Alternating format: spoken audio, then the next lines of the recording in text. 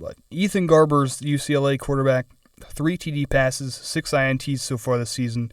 Originally came from Washington in 2021. I believe this is his first season as like the full starter. I know he played a little bit last year. You're right. But yeah, he's averaging over a pick per game right now, which just isn't great. But also, UCLA hasn't played a defense even close to as good as ours yet. The best they've probably played is Oregon, and he didn't look great last week against Oregon. Threw a couple picks, no touchdowns. UCLA is a pass-heavy offense. They have 34 passing first downs, only 17 rushing first downs.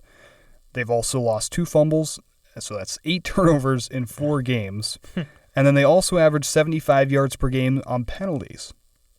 It's just a lot of mistakes.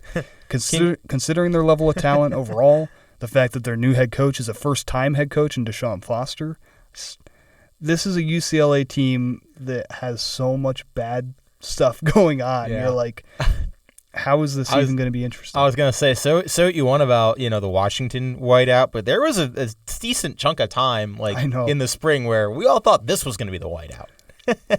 On offense for UCLA, it's the week before a big game against USC. You need to tune up some things, right? Because there were some small issues there against Illinois. You need to tune up some things. You need to score fast, and you need to get the starters off the field. That's what Oregon did last week. They scored 28 of their 34 points in the first half against UCLA and then got the backups some reps. Especially how much we've been running Singleton and Fat Man along with working the offensive line so hard. Just got to get those guys off the field. Imagine how much it would suck with Cam Wallace already hurt if Singleton or Fat Man got hurt. This is going to be the last get-right game before the most important games of your season. The 3 most important games of your season at this point, and honestly, maybe even including the games that have already been played, all back-to-back-to-back. You'll have a bye week between USC and Wisconsin, but this is the last on-field, live game that you will get to figure out what you've got entering this most crucial stretch of the season where you're playing 2 of your 2 biggest games of the year in a 3-game stretch.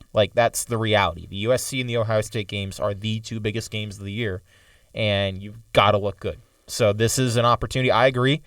This is a statement game for Penn State. This should be a blowout.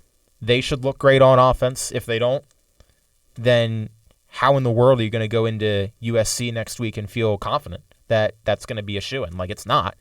So I agree. This has to be a dominant game from Penn State.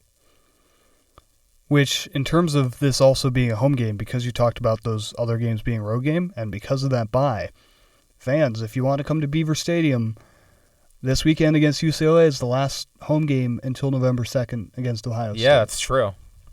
So if you want to come to a game that's going to be an easy win and have some fun, I know it's noon, you can't really tailgate and stuff. You can tailgate after. The weather, just looking too many days ahead. It's beautiful. The weather looks to be good. Beautiful weather. So it just should be a lot of fun this weekend. Obviously then the next time we're at home in Beaver Stadium, it's the Buckeyes. It's the game. The game of the year.